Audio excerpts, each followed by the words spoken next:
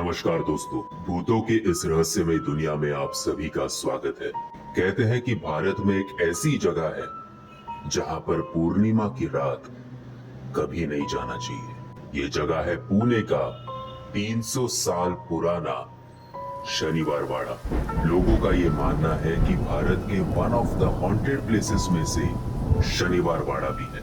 शनिवार वाड़ा ये 13 मंजिला किला 1730 में खुद मराठा सम्राट पेशवा बाजीराव ने बनवाया था। अपने पहले ही साल में बाजीराव को अपनी पत्नी काशीबाई और बेटे नाना साहेब से धोखा मिला।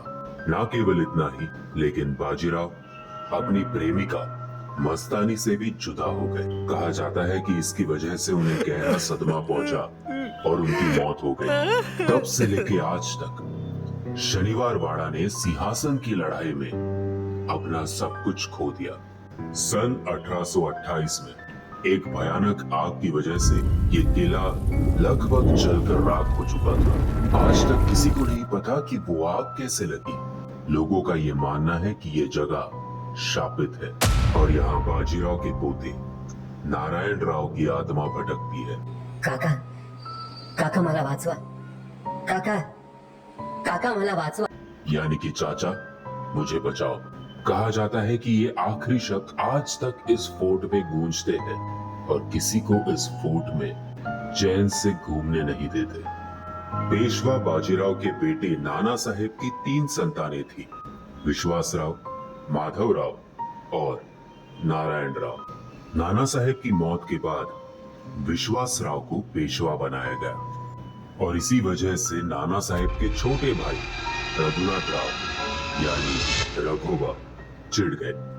विश्वासराव पानीपत की तीसरी लड़ाई में मारे गए और विश्वासराव के छोटे भाई माधवराव ने अपने आप को जिम्मेदार मानकर अपना दम तोड़ दिया। इन दोनों भाइयों की मृत्यु की वजह से 17 साल के नारायण राव को नया पेशवा घोषित कर दिया गया और इसकी वजह से रघोबा दादा की जो चिढ़ थी वो अब पूरी तरह से नफरत में बदल गई और सिंहासन हासिल करने के लिए वो अब किसी भी हद तक जाने के लिए तैयार हो गए।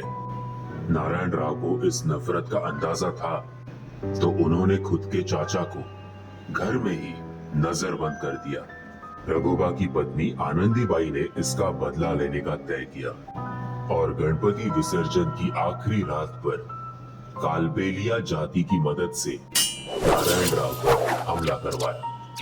किले में हो रहे शोर की वजह से जब नारायण राव उठा तब उसने देखा कि कुछ लोग उसके कमरे में आ चुके हैं।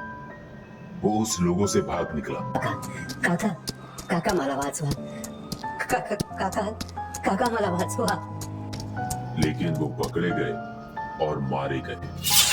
काका माला वाचवा, ये उनके आखिरी शब्द थे। उनकी मौत के बाद उनके शरीर को टुकड़ों में काट के नदी में फेंक दिया गया।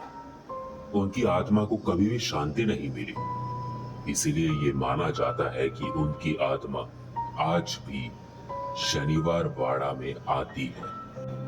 उस रात न केवल नारायण राव लेकिन उनके नौकर चपाजी टिळेकर वो भी मारे गए। कुल 11 लोग उस रात को मारे जा चुके थे।